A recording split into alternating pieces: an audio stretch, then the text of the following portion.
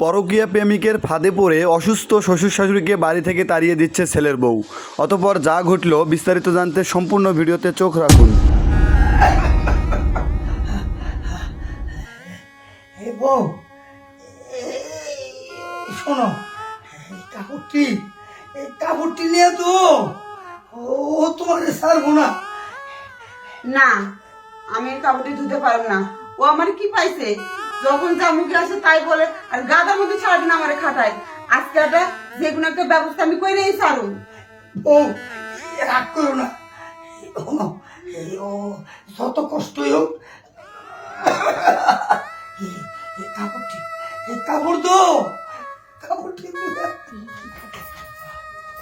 কি রে বুড়ি, তুই দেখি এও নড়স নাই? দাস, তোর আরাম আমি দেখাইছি।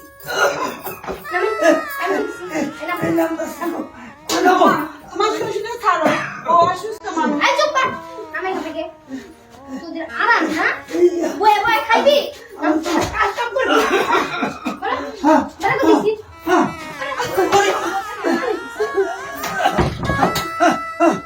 এই শোন, তোদের নাটক আর দেখতে আমার ইচ্ছা করতেছে না।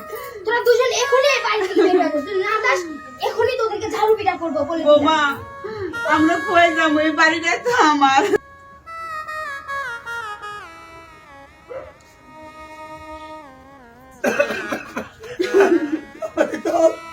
আমরা বাড়ি যেতে থাকবো না। বলে ভিক্ষা করে খাবো।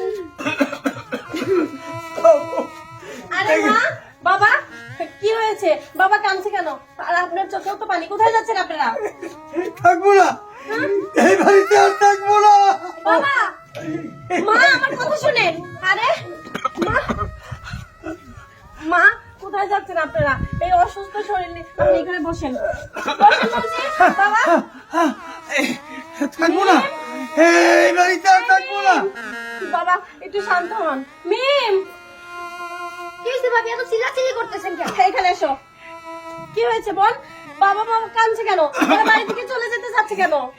আমি সেই সকাল থেকে ওনাকে বলতেছি যে আমার কাপড়গুলো ধুয়ে দেন। আরে কই যে সকাল থেকে ওনার পা টিপতেছে ওনার স্বামী। মিম, তুমি হয়তো ভুলে গেছো উনি আমাদের বাবা মা হয়। তুমি বৌমা হয়ে শাশুড়িকে অর্ডার করছো কাপড় ধোয়ার জন্য।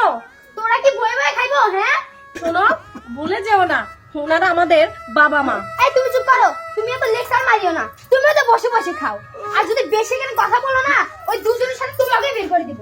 এত ধরো তুমি কাপড়গুলো ধুয়ে দিতে পারো না? হ্যাঁ মিম, তুমি ঠিকই বলছো। আমিও তো তোমাদের সংসারে একজন বোঝা হয়ে আছি। আমার মুখে এত বড় বড় কথা মানায় না। বৌমা, বউ, দোষ দোষ তো না, দোষ আমার। আমি ভুল করছি। এই ছোট বলার আমি বাড়িটা লেখা দিয়ে ভুল করছি রে বৌমা। কি হয়েছে এখানে? এই ভাবি দেখি, কি সরব, কি হয়েছে? কি সমস্যা তোমাদের? একটা বাড়ি লেখা দেখি উদ্ধার করে ফেলাইছো। তোমাকে যে এতদিন ধরে বসে বসে খাওয়াইতেছি, তোমাকে চিকিৎসা করাইতেছি, তোমাকে ভরণ পোষণ দিতেছি, কি তোমাকে এটা দেওয়া হয় না? এই মিন, এখনই এদের দুজনকে বের করে দিবা। এদের মতো বাবা মা আমার দরকার নেই। বের করে দাও। এই যে সম্পত্তি লেখা দিয়ে উদ্ধার করছেন, তাই না? দেখুন তো আপনাদের লেকচার শুনুন। হ্যাঁ মিম,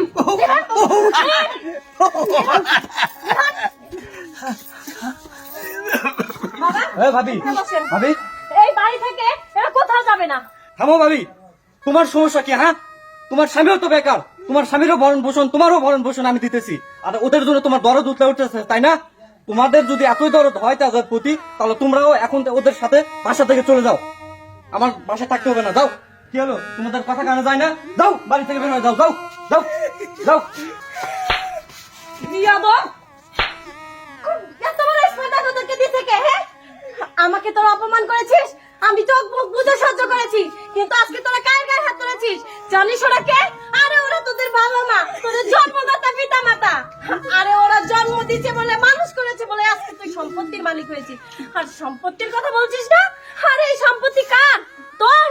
হে বাবা যতদিন বেঁচে আছে সম্পত্তি তারই থাকবে, আমাদের কিচ্ছু চাই না। তুই বললি না তোর বাবা মাকে দরকার নেই, আমারও তোদের মতো ভাই বোন দরকার নেই। আমি আজকে আমার বাবা মাকে নিয়ে চলে যাবো। কি হয়েছে, তুমি এরকম চিল্লাচিল্লি করতেছো কেন? আরে বাবা, আমি তো আমাকে মা, তুমি কান্নাকাটি করতেছো কেন? কি হয়েছে? আমাকে বার করে দিছে বাড়িতে। বাইরে দিছে মানে? হ্যাঁ, ওই তো ছোট ভাই আমাকে বাড়িতে বার কইরা দিছে রে বাবা। কিরে হারুন, আব্বা মজা করছে তা কি ঠিক? ভাইয়া তুমি চুপ করো, তুমিও তো বেকার, বসে বসে আমার ঘরে বসে খাও আর বড় বড় ফুটানি মারো না।